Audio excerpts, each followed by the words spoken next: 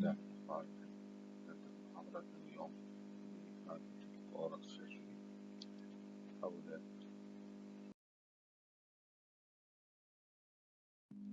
dental management for suprarenal gland disease. The new system we discuss with you is endocrine gland. The meaning of endocrine gland is that the gland secretes its hormone or enzyme without need to any duct. Call it ductless gland. We have major glands that sit within the body have its secretion directly go to the blood, like the parotid gland, thyroid gland, thymus, the suprarenal gland, the part of pancreas, ovary, testis. This is secreted directly to the blood. And one of important glands is the suprarenal glands. The dental management of suprarenal gland diseases. Before starting, we have short anatomy and physiology of the suprarenal glands. The suprarenal glands, also known as adrenal glands, why? Due to its secretion of adrenaline, belong to endocrine system. They are a pair of triangular shaped glands.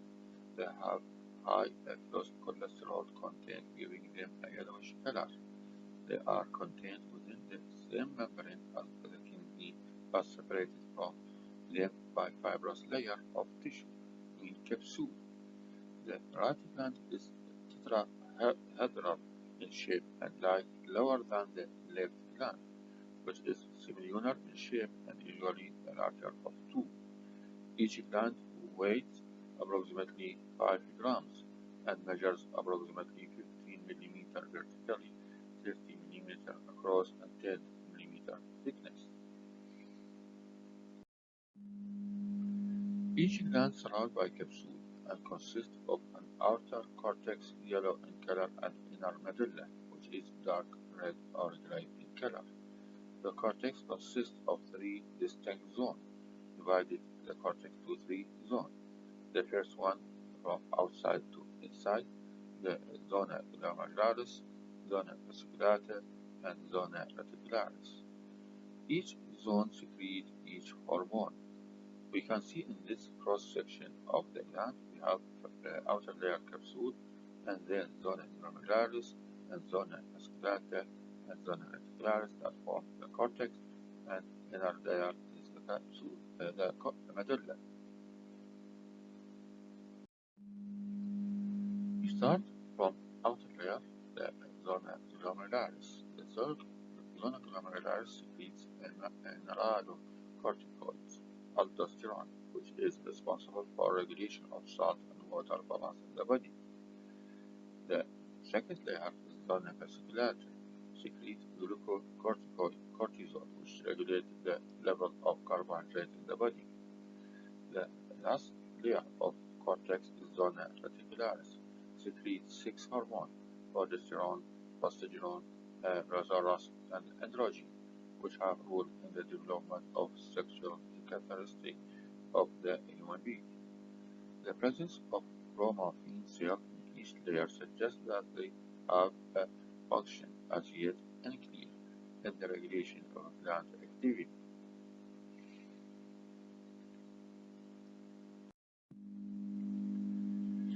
The inner layer of the gland is the medulla.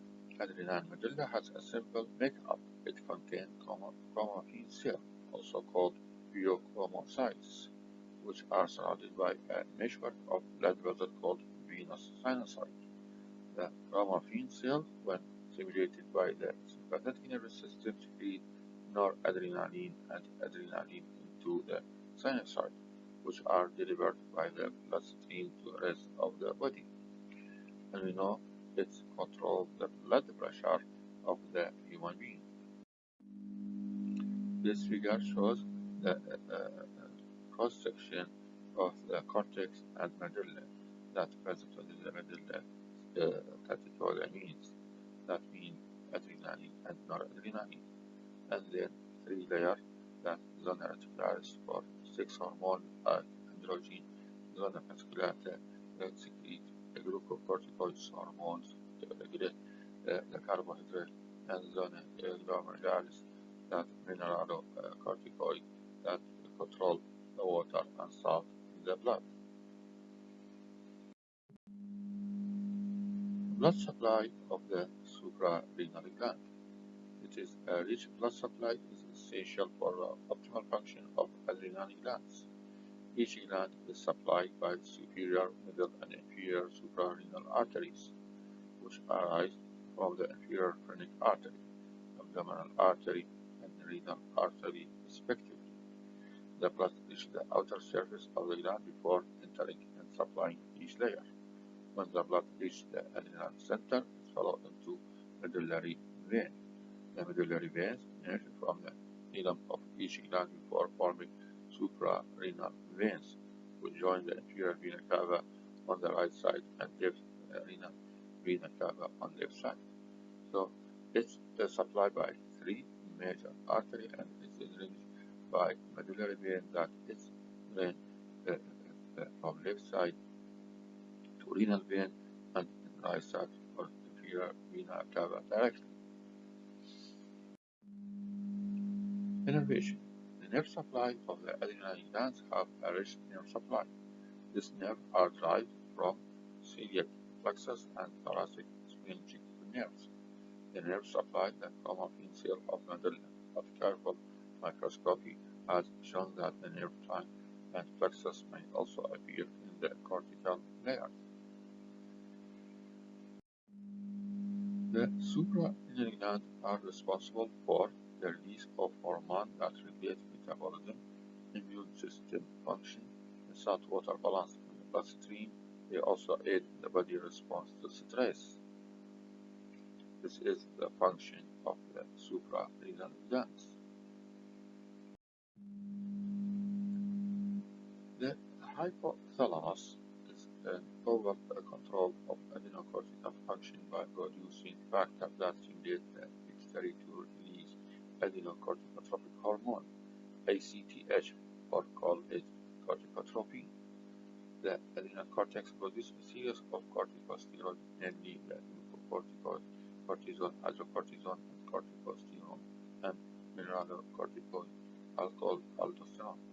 This is called a negative feedback mechanism from the hypothalamus to the pituitary gland and from the pituitary gland to the suprarenal gland. From the hypothalamus that secrete the ACTH to the pituitary gland, and from pituitary gland that secrete its ACTH to control the level of the hormone that secreted by cortex of the suprarenal gland. The hypothalamus secretes the corticotropic hormone. This corticotropic hormone that stimulates secrete ACTH from pituitary gland that stimulates secrete the hormones from the cortex of the suprarenal gland.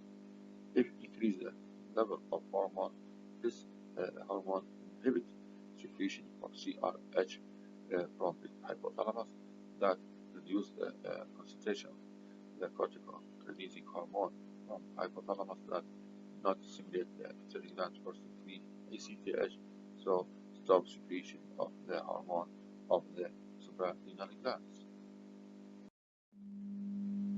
The glucocorticoid production by adrenal gland is stimulated by adrenocorticotropic hormone that from the anterior pituitary gland, and cortisol exerts a negative feedback mechanism on the pituitary and hypothalamus.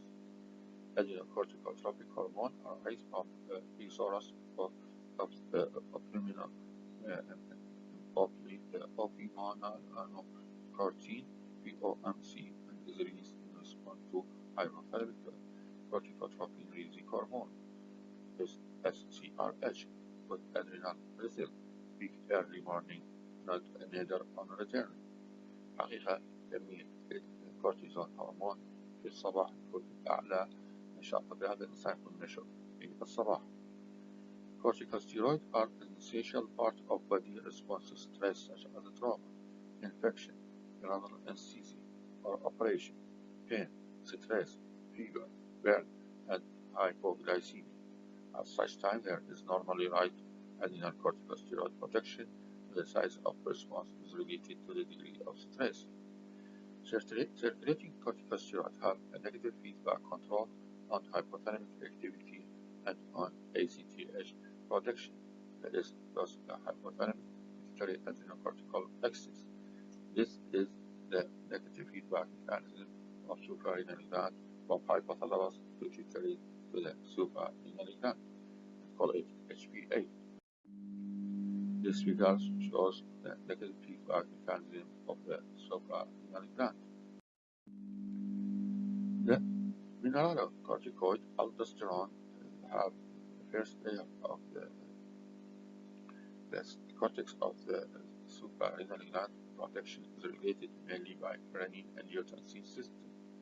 The renal blood pressure and the sodium and potassium level, renin an enzyme that convert angiotensin D to angiotensin 1 is produced by a renal extraglomerular apparatus in response to low sodium or renal perfusion. Angiotensin 1 is converted by angiotensin converting enzyme in the lung parenchyma to active angiotensin 2, which stimulate aldosterone release. حقيقة وجود الإنزيم من ضمن الكدني that have glomerular من ضمن glomeruli that has secrete renin that we present angiotensin G يتحول إلى angiotensin 1 inactive. وجود angiotensin G وجود the enzyme within the parenchyma of the lung.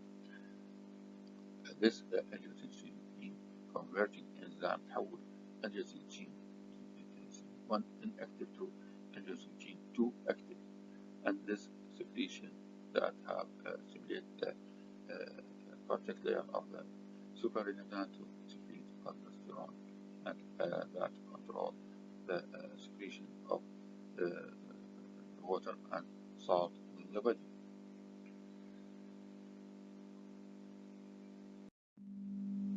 This figure how control mineralocorticoid secretion is regulated by the renin-angiotensin system that through the level of sodium ion, potassium ion in blood, and lesser extent of ACTH.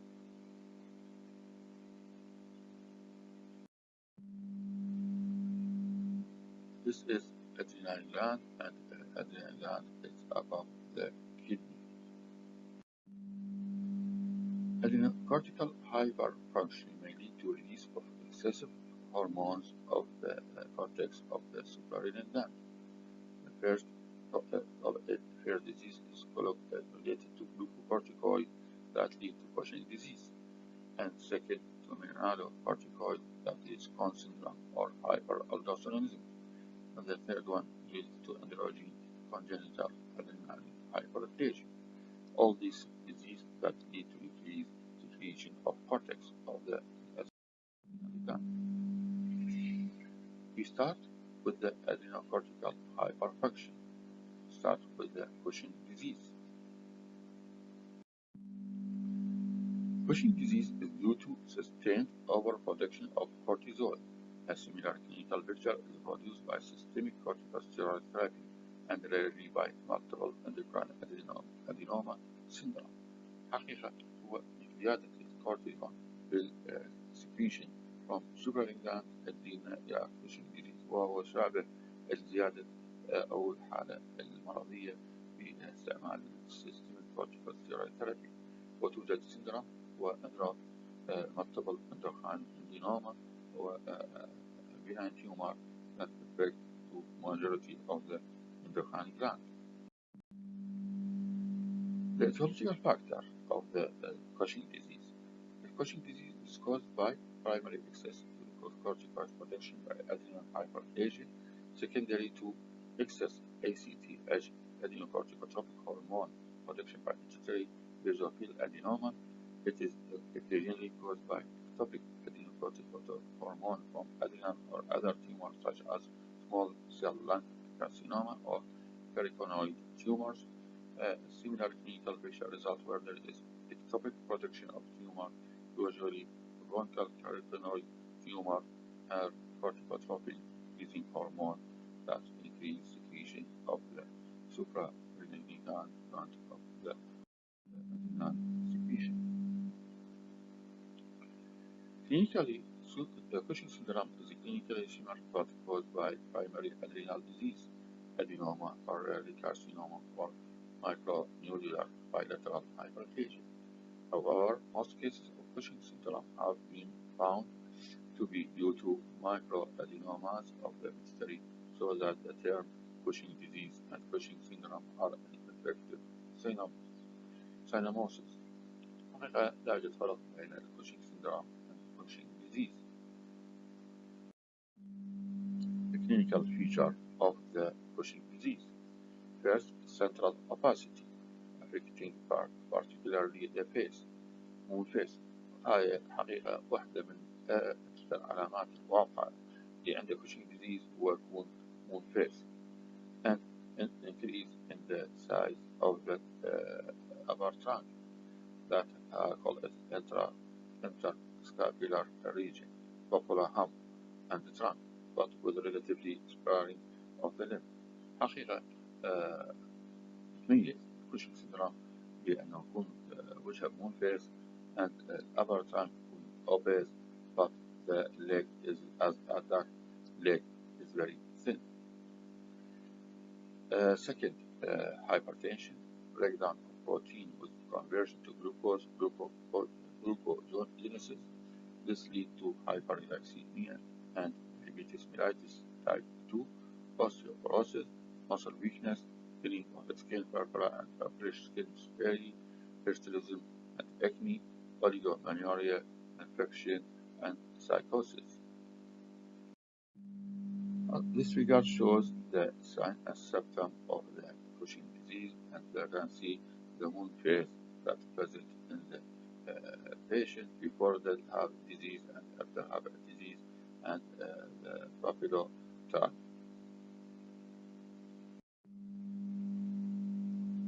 This figure shows the sign and symptom of the Cushing disease in general: upper body opacity and with arm and legs, thin arms and legs, popular hump, red round face, high blood sugar, high blood pressure, vertigo, blurry vision, acne, female building, water retention, menstrual irregularities, thin skin and bruising, purple striae, cool wound healing, hirsutism, severe depression, conjunctive difficulties, emotional instability, sleep disorder, and fatigue. This figure shows that the body in general trunk is very obese, but the leg is very thin and upper is thin. This shows abdominal striae and opacity of the abdomen.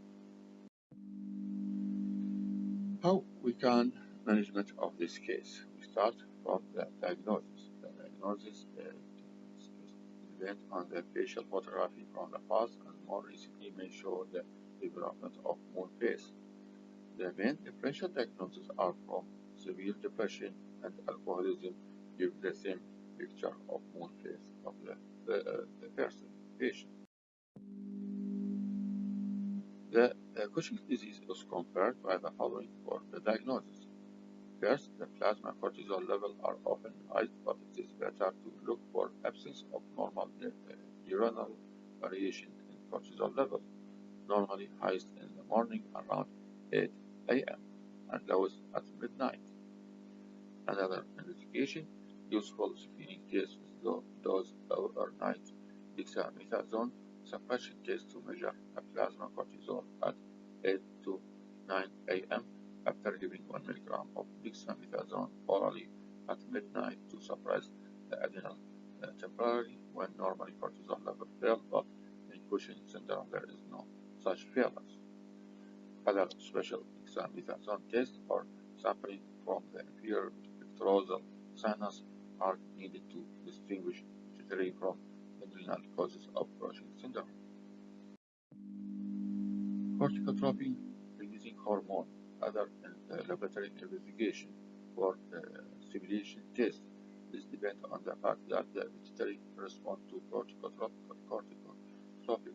hormone releasing hormone, whereas adrenal tumor and other tumor producing ectopic adrenocorticotropic hormone do not baseline.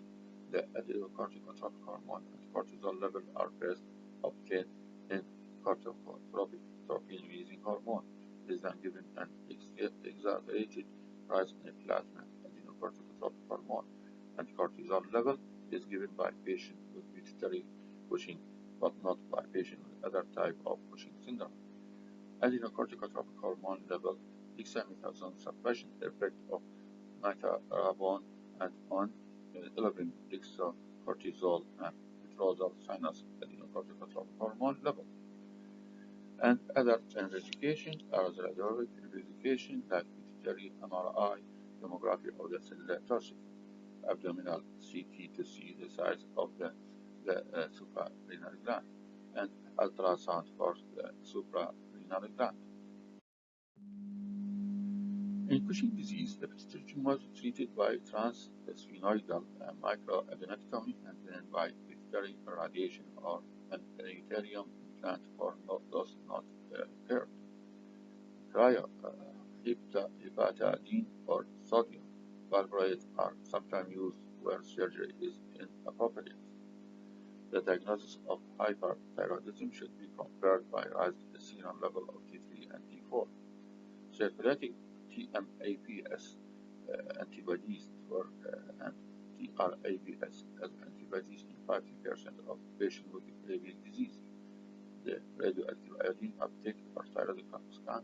Radioactive iodine is for the diagnosis of the Graves' disease and for thyroid problem to differentiate it from the suprarenal gland.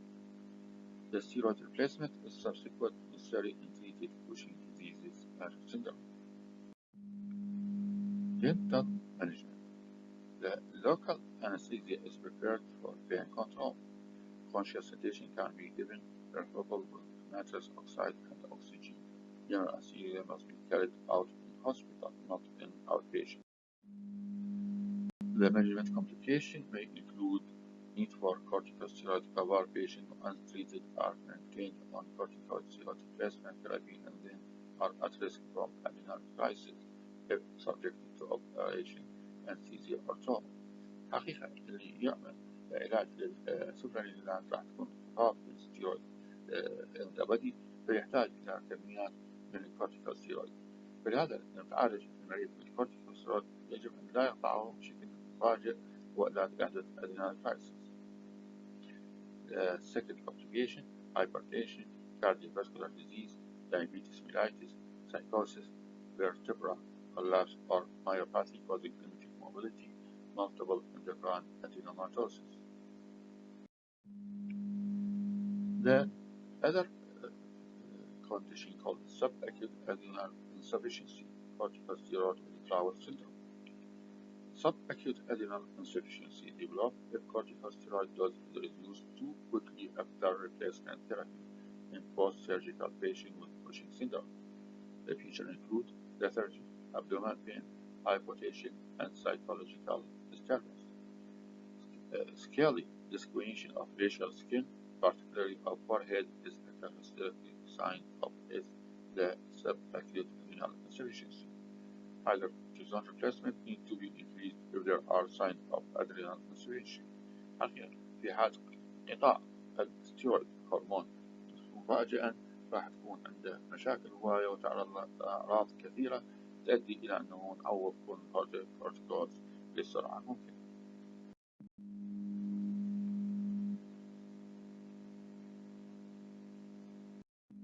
The second disease is primary hypoadrenocorticism that reduces secretion of cortisone within the blood, and this disease called Addison disease. Primary hypoadrenocorticism is a rare autoimmune disease caused by circulating autoantibodies to the adrenal cortex, characterized by atrophy of adrenal cortex and failure of secretion of cortisol.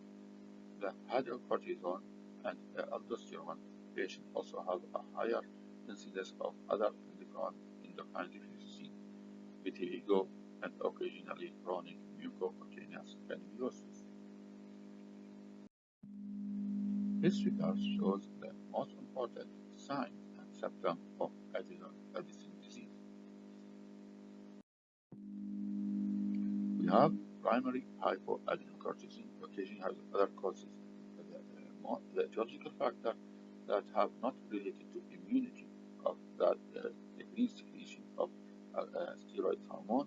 There's etiological factor like adrenal tuberculosis, histoplasmosis, particularly secondary to HIV infection, malignancy, hemorrhage, sarcoidosis, amyloidosis, or adrenectomy for metastatic breast. Clinical feature of the Addison disease. Lack of cortisol predisposes to hypotension and hypoglycemia. Low serum cortisol stimulates the hypothalamus pituitary axis, causing release of low cortisone, which has ACTH and melanocyte-stimulating hormone activity and can cause hyperpigmentation. Lack of aldosterone leads to sodium depletion, reduced extracellular fluid volume, and hypotension. Lack of adrenocortical reserve can make patients vulnerable to any stress such as infection, trauma, surgery, or anesthesia, though they may be asymptomatic otherwise. This is the sign and symptom of the Addison disease. The symptom is lead to fatigue, lassitude, malaise, weakness, anorexia, postural dizziness, and syncope. Gastrointestinal symptom, nausea, vomiting, abdominal pain, diarrhea, and constipation. Myalgia, arthralgia, early flexion contraction, decreased libido, and amenorrhea. The most important sign, weight loss, hyperpigmentation, hypotension, thinning of axillary and pubic hair, and vitiligo. This figure for patients have hyperpigmentation that before are present and after is affected by disease. The patient with hypoadrenocorticism also suffer from fatigue and weakness, lethargy, anorexia, nausea, vomiting, and diarrhea, weight loss, hyperpigmentation, dizziness, and postural hypotension. How we can manage this condition? The diagnosis of hypoadrenocorticism is compared by finding hypotension, low plasma cortisol level, blood from plasma cortisol estimate 10 milliliter, and lithium heparin tube or plain tube should be taken at 8 to 9 at morning, and hypoadrenocorticism, the basal plasma cortisol level is usually lower than 6 mg per 100 milliliter or 170 nanomoles per liter, often lower than 100 nanomole per liter. In early hypoadrenocorticism, the cortisol level may still be in lower normal range, and therefore, as a short adrenocorticotropic hormone stimulation test is indicated. Depressed cortisol response to adrenocorticotropic hormone stimulation. The plasma is collected before and 30 minutes after 150 milligrams of the tetracostatrine synthetic adrenocorticotropic hormone is injected intramuscularly or intravenously. In health, the plasma cortisol level normally double at least 200 nanometer per 1 per liter to more than 500 nanometer per liter. After tetracaine in hypocortisolism, the basal cortisol level is lower and does not rise by more than 200 nanometer per liter after tetracostatrine is given. Other investigations include estimation of serum ACTH level of different primary ACTH rise usually above 200 nanogram per liter from a secondary ACTH lower or normal hypoadrenocorticism. Plasma electrolytes should be assessed, but in many cases are normal unless any crisis is imminent when the plasma sodium level may be low and the potassium rise. There is often also hypoglycemia. Serum should be tested for autoantibodies to various tissues, especially endocrine glands. Other investigation may be needed, including radiography or as a CT or MRI scan of the skull for pituitary abnormalities, chest for tuberculosis, or abdomen for adrenal calcification suggestive of tuberculosis or mycosis. Most patients are treated with oral hydrocortisone and fluorocortisone. The dental management for patients who have Addison disease. The risk of prescription hypotension collapses such that corticosteroid must be given pre-operatively. Conscious sedation should generally be avoided unless the patient has had corticosteroid cover. General anesthesia is obviously a matter for the expert anesthesia in hospital. Brown or black pigmentation of mucosa is seen over 75% of patients with Addison disease, but is not a feature of corticosteroid-induced hypoadrenocorticism or of hypoadrenocorticism secondary to hypothalamic disease. Hyperpigmentation is related to high level of melanin-stimulating hormone and affect particularly areas normally pigmented or exposed to trauma. For example, buccal mucosa at the occlusal line or the tongue, but also the gingiva. Other causes of oral pigmentation, especially racial pigmentation, are far more common and need to be differentiated. Addison's disease is a rare cause but must be considered particularly whereas hypotension, weakness, weight loss, anorexia, nausea, vomiting, or abdominal pain. Other condition called an acute adrenal crisis, or call it Addison crisis or shock, is characterized by collapse, bradycardia, hypotension, profound weakness, hypoglycemia, vomiting, and dehydration. Adrenal crisis pathway. This is from a non-nursing that have this figure shows how occur the Addison crisis pathway. The causes of acute adrenal insufficiency in patients on systemic corticosteroid that trauma, operation, anesthesia, infection.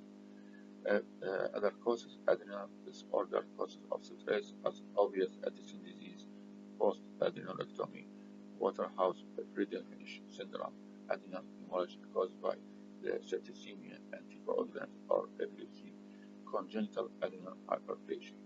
And last thing is hypopituitarism. Acute adrenal insufficiency has several causes and managed as follows. Lay the patient flat with the leg raised. Give 200 mg hydrocortisone intravenously. Human medical assistant. Take blood of glucose and electrolyte estimation. Give glucose whether it is hypoglycemic, 25 g orally or intravenously. Wet up an intravenous infusion of normal saline or glucose saline. Give 11 over 2 hours together with 200 mg hydrocortisone sodium succinate, repeating this at 4 to 6 hourly intervally as required and monitor the blood pressure. Determine and deal with the underlying causes when the blood pressure has been stable. Control of pain and infection are particularly important and steroid supplementation must be continued for at least 3 days after the blood pressure has returned to normal. The difference between hyperadrenocorticism and hypoadrenocorticism is sinus septum.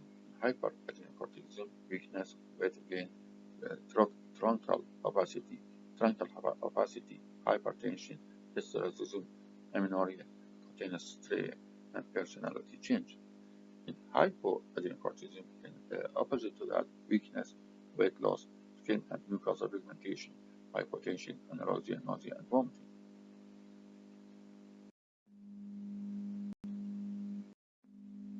The other problem that related to the aldosteronism, that hyperaldosteronism.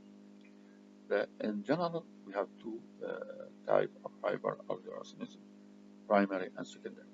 The primary hyperaldosteronism, called Cone syndrome, arises from a rare benign tumor or hyperphagia of the adrenal cortex.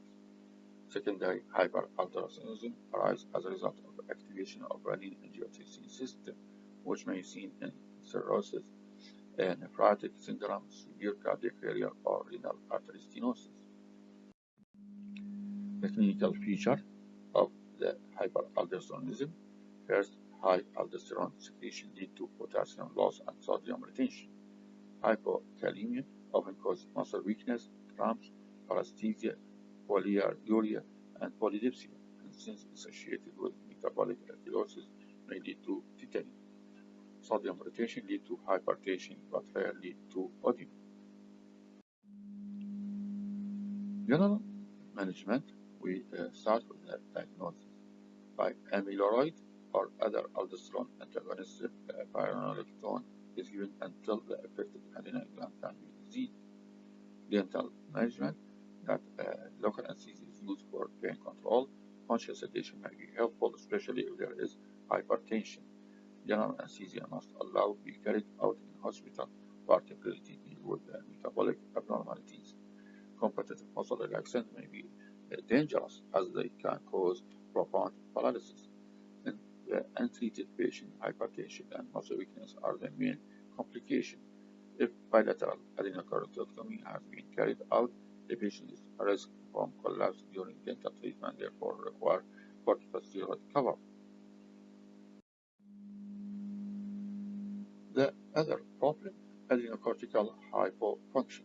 Adrenocortical hypofunction can lead to hypotension, shock, and death if the individual is stressed, for example, by operation, infection, or trauma. Most commonly, adrenocortical hypofunction is due to adrenocorticotropic hormone (ACTH) deficiency caused by the suppression of adrenocortical function following use of systemic corticosteroid. Secondary hypoadrenocorticism. Occasionally, adrenocortical hypofunction is caused by acquired adrenal disease. Primary hypoadrenocorticism. Rarely, adrenocortical hypofunction may be due to a congenital defect in the biosynthesis of corticosteroid that call it congenital adrenal hyperplasia.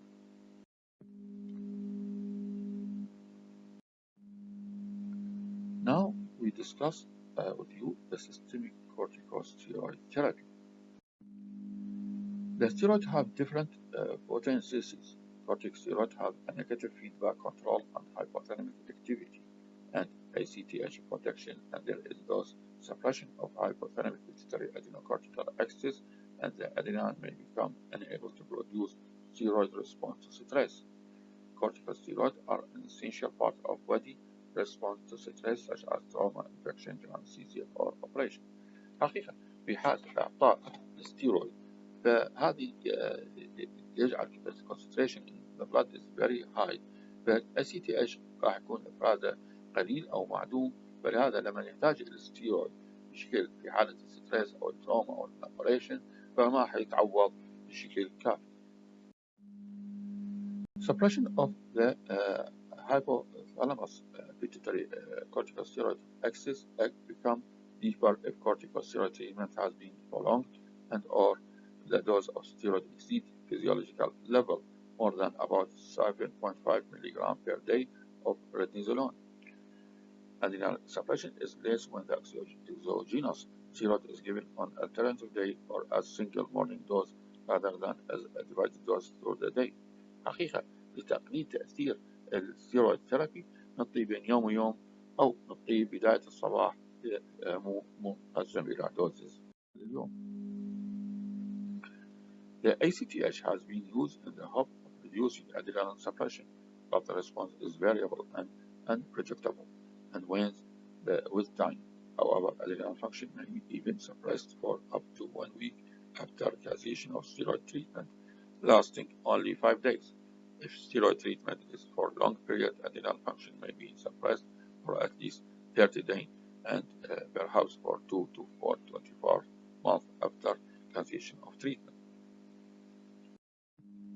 Patients on or have been on corticosteroid therapy within the past 30 days may be at risk from adrenal crisis, and those who have been on them during the previous 24 months may also be at risk if they are not given supplementary corticosteroid before and during period of stress, such as operation, general anesthesia, infection, or trauma.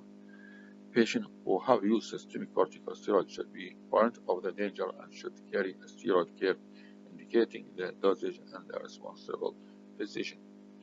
However, the frequency and extent of adrenal cortical suppression and the need for supplementary corticosteroid before and during period of stress is unclear and has been questioned. Also, the evidence for the need for steroid cover may be questionable. Medical, legal, and other considerations suggest that one should act on the side of caution and fully inform and discuss with the patient, take medical advice in any case of adopt, give a steroid cover unless confident that collapse is unlikely. The clinical feature if there are increase of the steroid therapy. This is like Cushing syndrome. The Cushing joint weight gain around the face, moon face, and the upper back, popular hump, and hirsutism are the most immediately obvious effects. Growth retardation in children, diabetes, hypertension, infections, perforated or bleeding peptic ulcer, mood change or psychosis, cataract, muscle weakness, skin dry, osteoporosis, malignant tumor is given long term. The above complication may be reduced but not abolished if the steroids are given on alternative day. Thus, once the desired therapeutic effect of steroid is achieved by daily administration, there should be transition to giving the entire 48-hour dose as a single early morning dose on alternative day. Patients on systemic steroid in order to minimize the above effect are usually also given ranitidine, calcitriol, or didronol.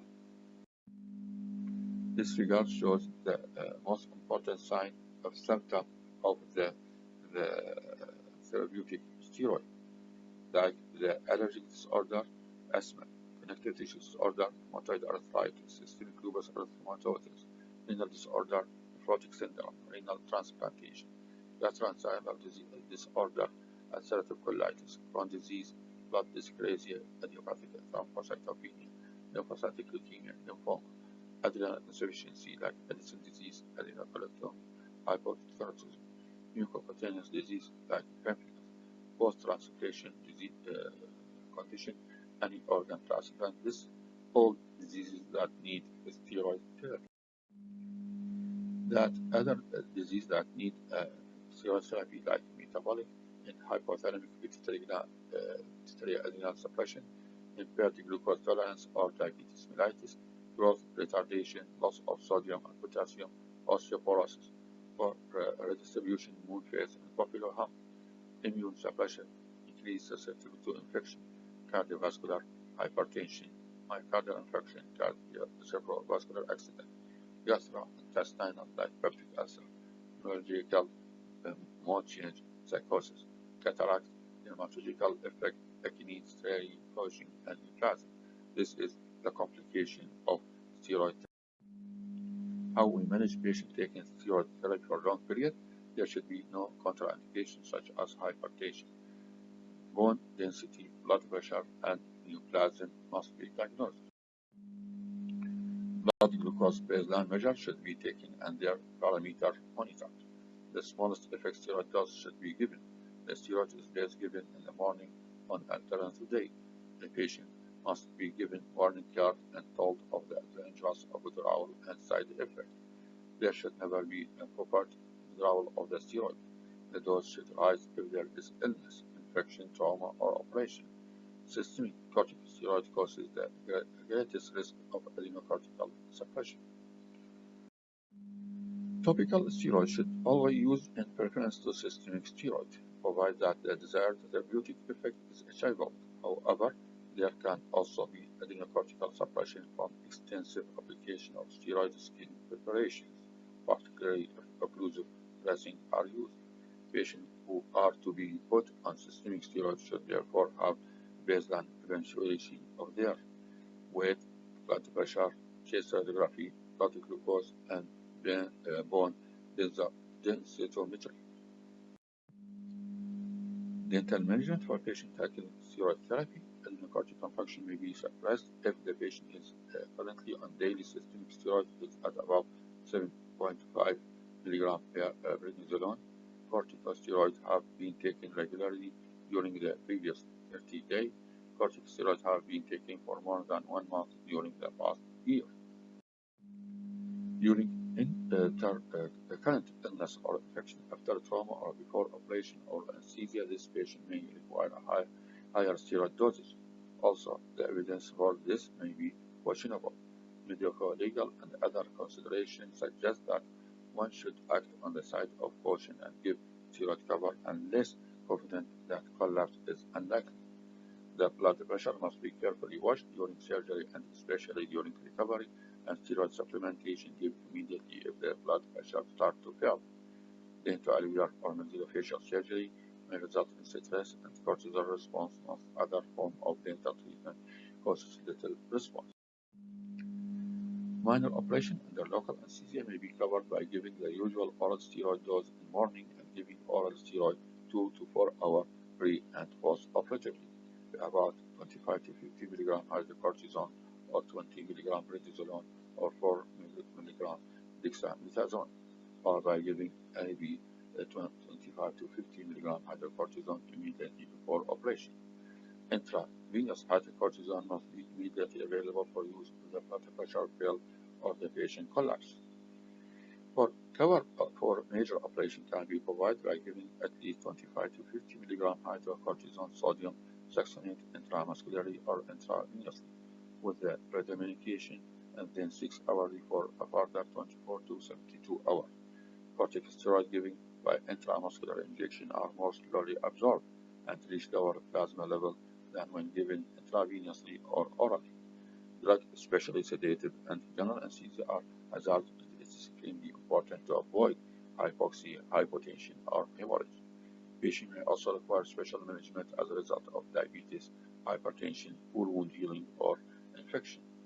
Aspirin and other non-steroidal anti-inflammatory agents should be avoided as they may increase the risk of peptic ulcer. Topical corticosteroids for use in mouth are unlikely to have any systemic effect but predisposed to oral candidiosis. Susceptibility to infection is increased by systemic steroid use. There is predisposition to herpes virus infection, particularly herpes simplex. Chickenpox is a special hazard to those who are not immunized, and fulminant diseases can result. Passive immunization with varicella zoster immunoglobulin is indicated for non-immune patients on systemic corticosteroids or who have been on them within the previous 3 months. If exposed to chickenpox or zoster, immunization should be given within 3 days of exposure. Candidiosis and bacterial infection also tend to be more frequent and severe. Wound healing is impaired and wound infections are more frequent. In addition to careful aseptic surgery, prophylactic antimicrobial may be indicated. Long-term and profound immunosuppression may lead to apprehension of hair leukoplakia, Kaposi sarcoma, lymphoma, lip cancer, or oral keratosis, or other oral complications. Corticosteroids can also make the presence of many serious diseases that may influence dental care as well as causing suppression of adrenocortical response to stress.